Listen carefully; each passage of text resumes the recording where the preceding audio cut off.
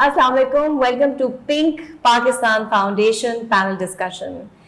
This is a wonderful foundation that has been started by very important people who have been thinking about bringing awareness of breast cancer to Pakistan. We have some very important people with us today sitting in this panel discussion who will be giving you an overview of what this cancer is all about, how important it is, how we can detect it, is there a cure for it? So without further delay, let me introduce you to the president of Pink Pakistan Foundation, Zubaida Qazi. Welcome. Thank you so much. ہمارے ساتھ ایک اور بہت نامور ہستی موجود ہیں. She is a very renowned breast cancer doctor. She's a surgeon. Welcome, Dr. Faria. Thank you so much for giving your time to us. So I think without any more delays, let me start with this important discussion. یہ جو breast cancer ہے زبیدہ، اگر آپ ہمیں بتا سکتی ہیں کہ یہ جو مرض ہے یہ کس چیز سے منسلک ہے؟ دیکھیے، ہم non technical non medical term میں بات کریں گے تو بہت آسان ہو جائے گا سمجھنے کے لیے لوگوں کو کہ بریسٹ میں موجود جو گلینڈز ہوتے ہیں، غدود ہوتے ہیں، ڈکٹس ہوتے ہیں، لوبیولز ہوتے ہیں، ان کے سیلز جو ہیں وہ بہت ایب نارملی بہت تیزی سے بڑھ کر ایک ٹیومر، ایک گلٹی کی صورت اختیار کر جاتے ہیں. اب میں آپ کو بتانا یہ چاہوں گی کہ بریسٹ کینسر کی جو اسٹیٹسٹکس ہے اب تک کی، کیوں ہم اس کے اوپر اتنی بات کرنا چاہ رہے ہیں اور اویئرنیس دینا چاہ رہے ہیں، کیونکہ خواتین میں پائے جانے والا، دنیا بھر میں خواتین میں پائے جانے والا نمبر 1 کینسر ہے بریسٹ کینسر اس وقت، جو بہت تیزی سے بڑھتا چلا جا رہا ہے. اور WHO کے مطابق جو ہے وہ 40,000 سے 42,000 خواتین ہر سال اس بریسٹ کینسر کی وجہ سے موت کا شکار ہو جاتی ہیں، وچ از اے ہیوج نمبر. جی، تو اور ایک عالمی تحقیق کے مطابق ہر 8 میں سے 1 عورت جو ہے وہ اس مرض کا شکار لازمی اپنی زندگی میں ہو جاتی ہے کبھی نہ کبھی. تو یہ ہمارے لیے بڑی الارمنگ بات ہے کہ ہم اس کے اوپر جو ہے وہ سوچیں اور اس کے اوپر کام کریں. اور ایک بات جو بہت امپورٹنٹ ہے کہ یہ وہ کینسر ہے جو کہ 100% کیوریبل ہے.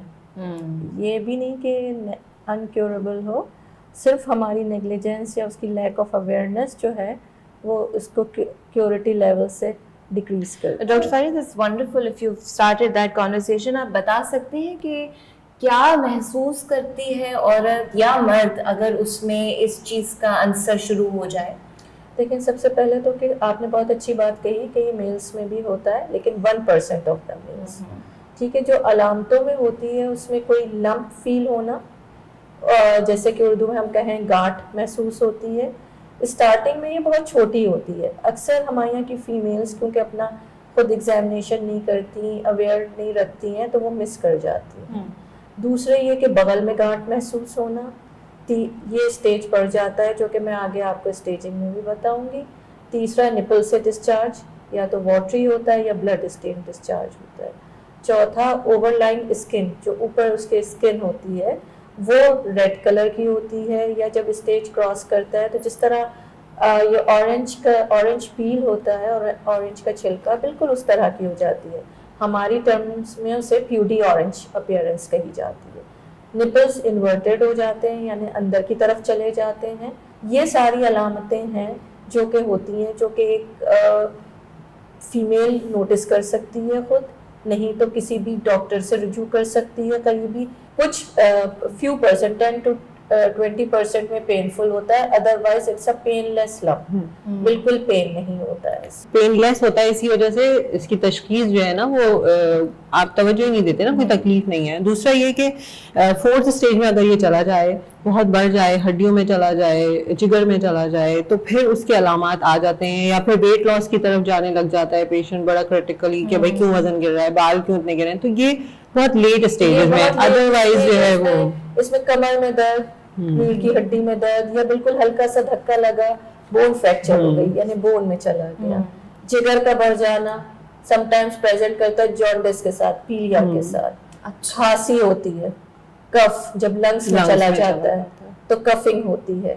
اس طرح کے سمپٹمس. اور سمٹائمس ہیڈ ایک, سیویئر ہیڈ ایک جب برین میں چلا جاتا ہے. میرا سوال آپ دونوں سے ہے, اس بیماری کو لے کے ہمارے معاشرے میں بہت وہم پایا جاتا ہے. لوگ, اور جس طرح سے آپ نے بتایا, اتنی اینڈ سٹیج پہ لوگ آ کے آپ کے پاس اپنا علاج کرانا شروع کرتے ہیں, تو یہ کیا وجہ ہے جس کی وجہ سے کہ اتنا زیادہ ریزسٹ کر دیتے ہیں لوگ سمجھنے میں کہ ہم بیمار ہو رہے ہیں اور اس ایریا میں وہ بیماری آ رہی ہے؟ ہماری مڈل یا لو مڈل کلاس کی عورت ہے, وہ آپ دیکھیں تو اس کے حالات, اس کے معاشی حالات, اس کے جو سوشو اکنامک سچویشن ہے وہ ویسی اتنی ڈیواسٹیٹنگ ہوتی ہیں کہ وہ ان سے ہی لڑنے میں بیچاری زندگی گزر رہی ہوتی ہے. تو جہاں پہ صحت جو ہے نا بہت بعد میں آتی ہے کہ اس پہ بات کرنے میں وہ کہتی ہے کہ میرے باقی مسائل پہلے میں دیکھ لوں تو بعد میں. دوسرا یہ ہوتا ہے کہ جب عورت کی صحت کے بارے میں بات آتی ہے تو وہ کس سے بات کرے, ایک جھجک ہے, ایک شرم ہے کہ مرد سے بات کیسے کرے, چاہے وہ شوہر ہے تو وہاں پر ایک ٹیبو ہے نا ہمارے یہاں بریسٹ کینسر, کہ اس سے بات کروں کہیں وہ مجھے اس کے بعد چھوڑ ہی نہ دے, کہیں ڈیورس ہی نہ ہو جائے میری. کتنی ایکسٹریم پہ جا کے اس کو سوچنا پڑتا ہے. باپ سے کیسے بات کر سکتی ہے, بھائی سے کیسے بات کر سکتی ہے, ماں سے بات کر سکتی ہے تو ماں شاید چپ کرا دے کہ بھائی کوئی تکلیف ہی نہیں ہے تو بھی کیا بات کرنی ہے. تو یہ والے مسائل درپیش آ جاتے ہیں.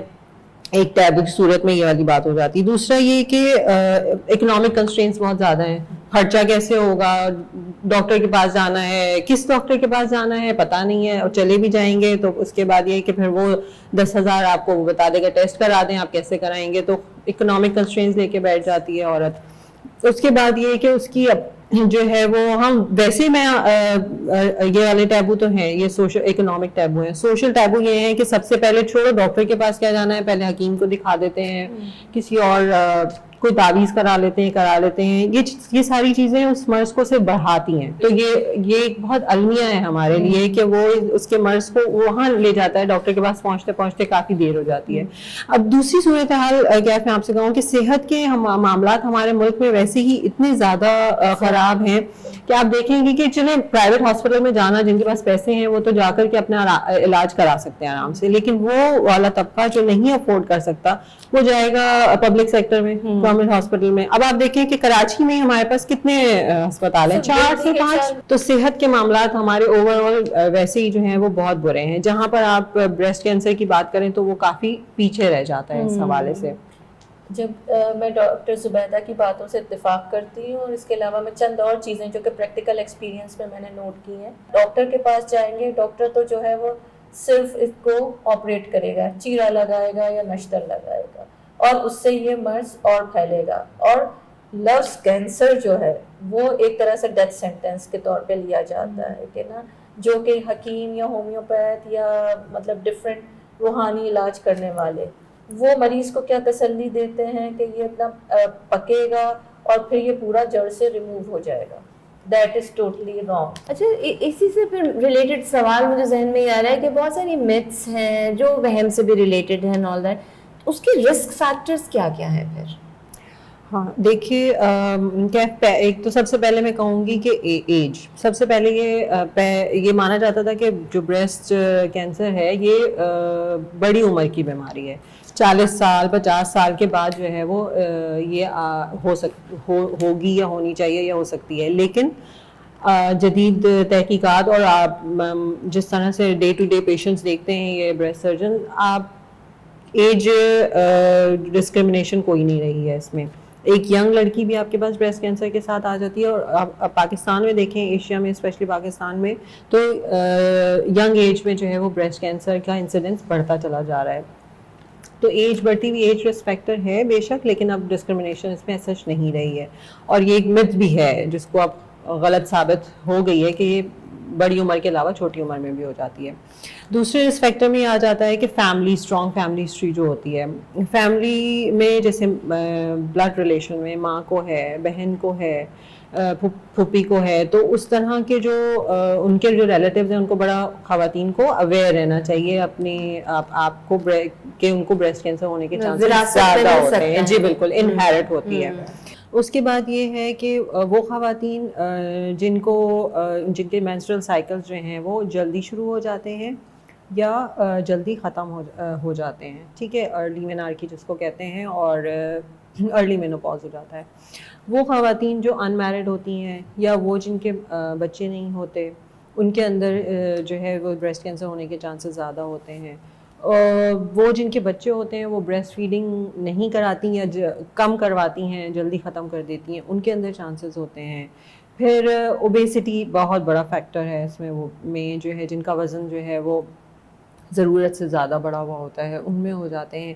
اس کے علاوہ وہ خواتین ہوتی ہیں جو ہارمون ریپلیسمنٹ تھراپیز جو ہیں وہ لیتی ہیں, کانٹرسیپٹیوز وغیرہ جو کافی عرصے کے لیے لے لیں, اس کی ایک مقدار ہے, تو اس کے ان میں بھی چانسز بہت زیادہ ہو جاتے ہیں. یہ تو کچھ رسک فیکٹرز ہیں. اور متس کی بات کی جائے تو متس بھی ہمارے طبقوں میں, مڈل لوور مڈل کلاس میں یہ بھی ہے کہ بھائی یہ جیسے ابھی ڈاکٹر فاریہ نے بات کی تھی کہ کنٹیجیس ہے, ایک سے دوسرے کو لگ جائے گی, اس عورت کو الگ کر دیا جائے جس کو بریسٹ کینسر ہے, ایسا ہرگز نہیں ہے. پھر دوسری مت سب سے بڑی یہ ہے کہ جب اس کو کہا جائے کہ انٹرنیشنلی رول ہے امریکن سوسائٹی آف ریڈیولوجی کا کہ 40 سال سے بڑی عمر کی عورت کو جو ہے وہ ہر سال میموگرام ضرور کرانا چاہیے, اور اسکریننگ میموگرام. تو ہمارے یہاں اس طرح کا ایک تو کوئی لا نہیں ہے, لیکن یہ میتھ میں آ جاتا ہے کہ بھائی میموگرافی کرائی, لوہا لگوا لیا تو بریسٹ کینسر جو ہے وہ پھیل جائے گا, بایوپسی کرا لی بریسٹ کینسر پھیل جائے گا, ایون موبائل فون کا زیادہ استعمال کیا آپ نے رکھا تو بریسٹ کینسر پھیل سکتا ہے. تو اس طرح کی بہت ساری چیزیں ہیں جو غلط ہیں, جو اس سے منسلک کر دی گئی ہیں, اور جس کی وجہ سے ہمارے معاشرے میں غلط جو ہے وہ تاثر پھیلا ہوا ہے. یہ ضرور پوچھنا چاہوں گی زبیدہ آپ سے کہ تشخیص جب جلدی کر دی جائے گی تو اس سے کیا فائدے ہو سکتے ہیں؟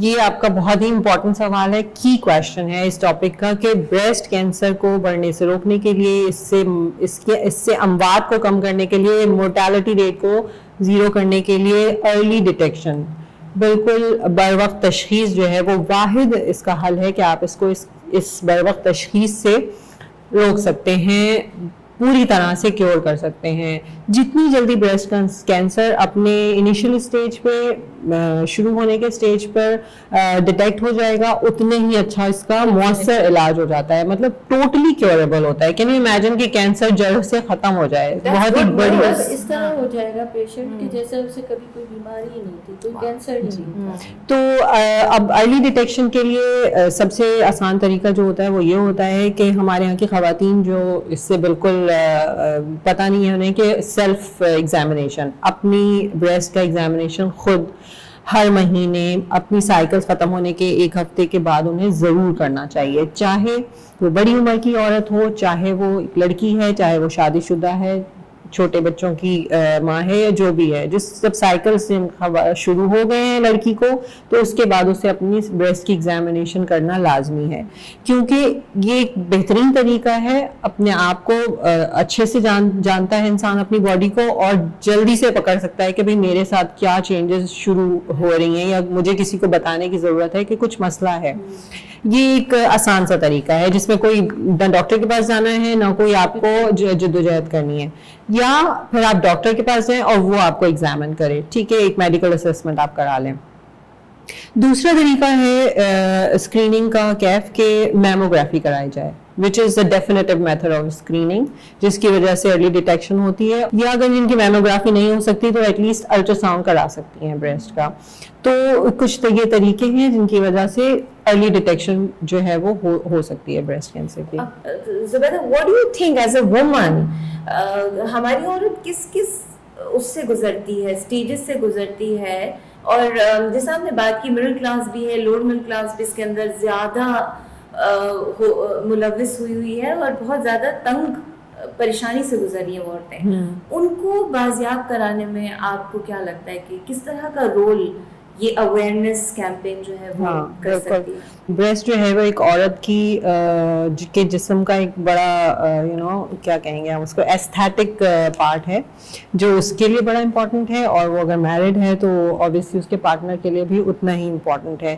تو جب بریسٹ کینسر کی بات آتی ہے, اور پہلا سوال یہ آتا ہے کہ بھائی اب تو یہ ریموو ہو جائے گا, ختم ہو جائے گا, جسم کا حصہ نہیں رہے گا, تو ایستھیٹیکلی اس کو اچھا نہیں لگے گا, خود اچھا نہیں لگے گا, پھر شوہر کے ساتھ مسائل ہو جائیں گے, اور وہی والے جو ہم نے پہلے بات کی کہ آپ کی سماجی زندگی بہت بری طرح سے خراب ہو سکتی ہے.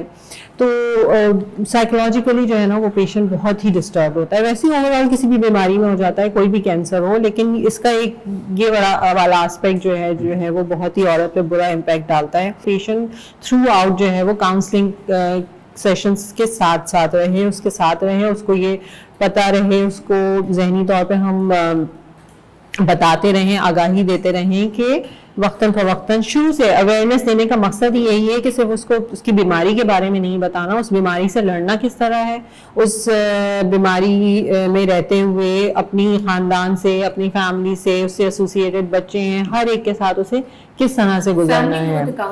تو فیملی کی کاؤنسلنگ کے ساتھ نا فیملی کو بھی بلانا, فیملی کی کاؤنسلنگ بہت امپورٹنٹ ہوتی ہے. اور یہ ایک ڈاکٹر کا ہمارے پروفیشن میں ہمیں سکھایا بھی جاتا ہے, بتایا جاتا ہے, بڑا امپورٹنٹ پارٹ ہوتا ہے کہ یہ نہیں ہوتا کہ بھائی مریض آیا, آپ نے دوائی دے دی, آپ نے سرجری کر دی, تو بڑا آسان کام ہے. جب آپ ان کے ساتھ بیٹھ کے بات کرتے ہیں نا تو آپ اس کے آدھے مرض کو تو ختم کر دیتے ہیں. تو یہ اور جب اس مرض کے ساتھ جب مسائل سے گزر رہی ہے تو گاہے بگاہے آپ اس کے ساتھ رہیں, سائیکولوجیکلی, مینٹلی, اس کو ایموشنلی جو ہے وہ آپ اسٹرانگ کرتے رہیں کہ نہیں اب تم نے اس کے بعد یہ والے مسائل ہوں گے, ان سے کس طرح لڑنا ہے. اور اس کو یہ بات اس کو باور کر دینی ہے کہ ultimately you will be out of it اور سب ٹھیک ہو جائے گا. تو یہ جو ہیپی اینڈنگ ہے اس بیماری سے, اس سے ہم یہ فائدہ اٹھا سکتے ہیں کیونکہ یہ ایک متس نہیں ہے, دس از اے فیکٹ کہ مریض جو ہے وہ بالکل ٹھیک ہو جائے گا اور وہ اپنی زندگی بالکل نارمل گزار سکے گا. Thank you so much, Dr. Faria and Dr. Zubaida, for your time, your inputs, your awareness. میں نے بھی بہت سیکھا اور بہت جانا اس بیماری کے بارے میں. اس طرح کی بہت ساری ڈسکشنز اور اویئرنیس کیمپینز اور پروگرامز ہم آپ کے لیے وقتاً فوقتاً لاتے رہیں گے. ہمارے ساتھ ٹیونڈ ان رہیے گا. اور اگر کوئی آپ کی طرف سے سوالات ہیں, کوئی آپ کی طرف سے ایسی کوئی آپ کی مسکنسیپشنز ہیں جو آپ دور کرنا چاہتے ہیں, kindly write to us and connect with us on our web page. We'll be waiting for your feedback. Thank you so much.